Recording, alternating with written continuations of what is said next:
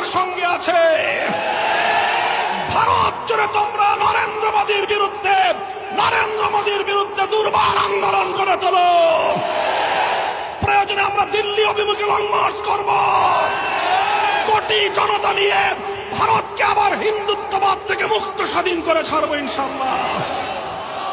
প্রয়োজনে বাংলাদেশের সীমান্তবর্তী অঞ্চলগুলোতে ভারতের মুসলমানরা যদি নরেন্দ্র মোদীর বিরুদ্ধে কোন কার্যক্রম গ্রহণ করে, বাংলাদেশের মুসলমানরা সীমান্তবর্তী এলাকাগুলোতে ভারত বিরোধী প্রতিবাদী কর্মসূচি পালন করবে ইনশাআল্লাহ। সনাতন ধর্ম কি রক্ষা করো।